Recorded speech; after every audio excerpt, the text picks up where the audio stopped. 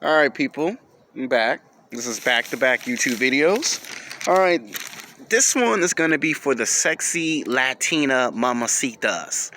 Because I already done one for the black women. Now I'm going to do another one. Now this one is for the mamacitas, the sexy Latina women.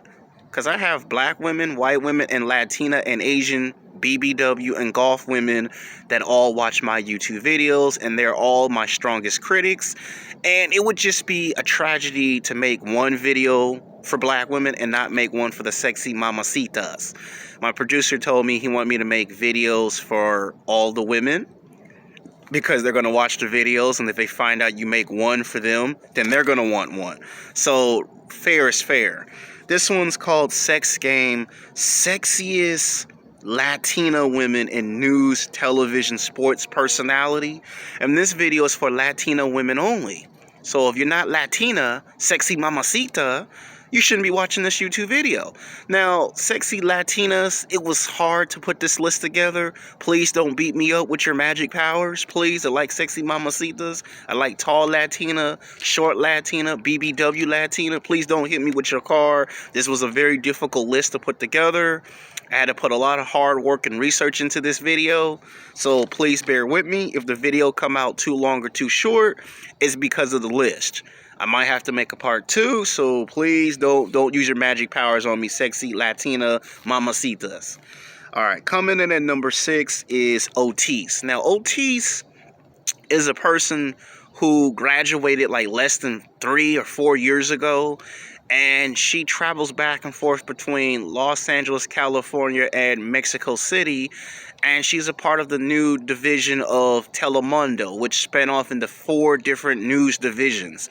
There's the famous Telemundo News channel, which is better known as Channel 52 Telemundo, and then there's Telemundo 39.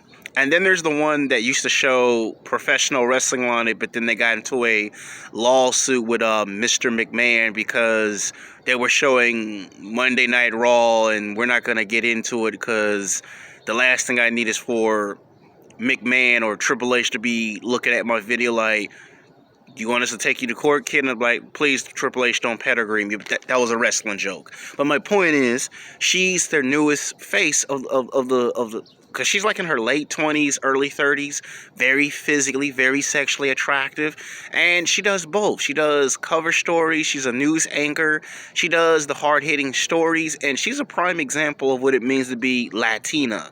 She's proud of her Latina heritage. She likes the music, she likes the food, and they send her to do reports on the food festival. So whenever they have the Latino Film Festival, she goes to that like every single year and does the story. She interviews the people, the guests. If it's a baseball game, she's going to be traveling to Congratulations, Los Angeles Dodgers.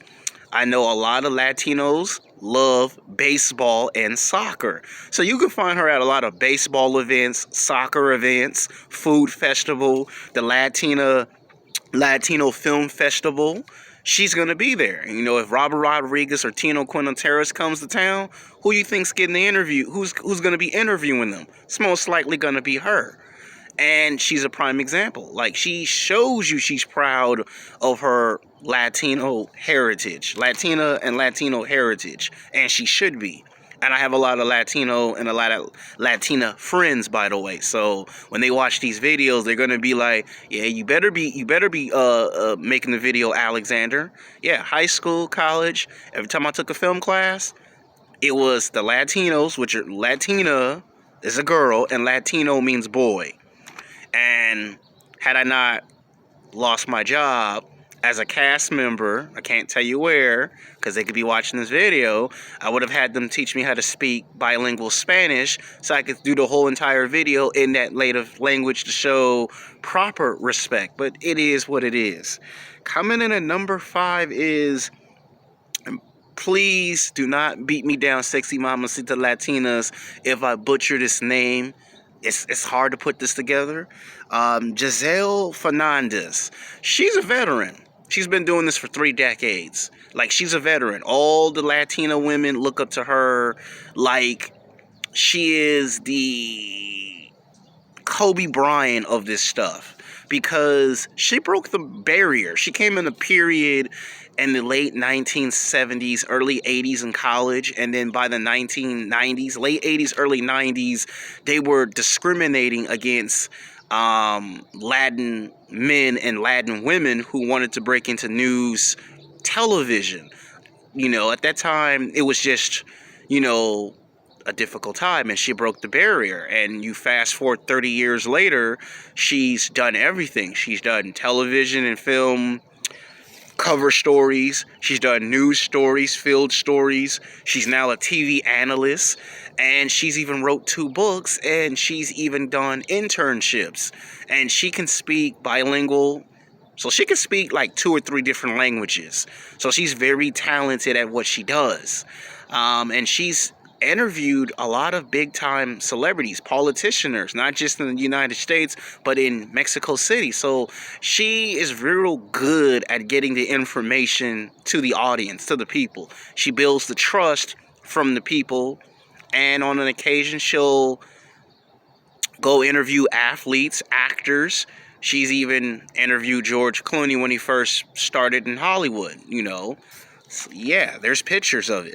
Coming in at number 4 is Maria Hinojosa.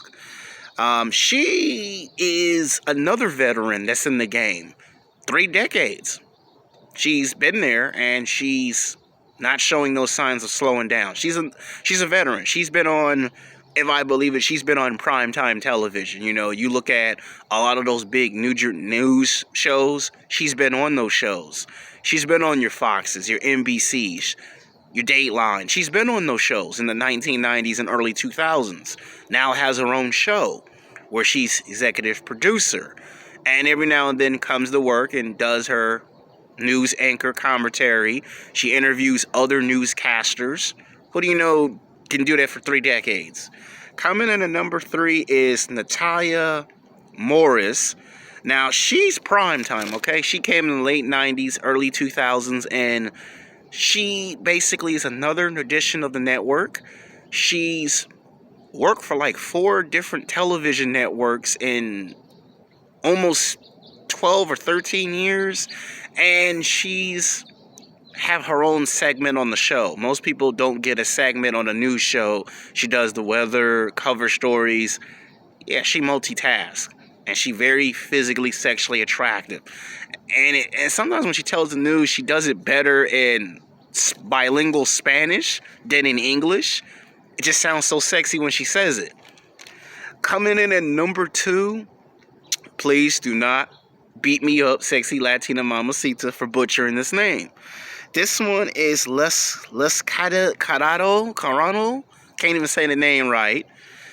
This one is a legend, an icon. This is someone who's been here for 3 decades and pretty much is going to be considered the Oprah of Latina women doing television personality and everything. Everything that Oprah does, she kind of like follow in Oprah's footsteps and does pretty much the same thing. Opens the door, sets the blueprints. Now, coming in at number 1 is the current face.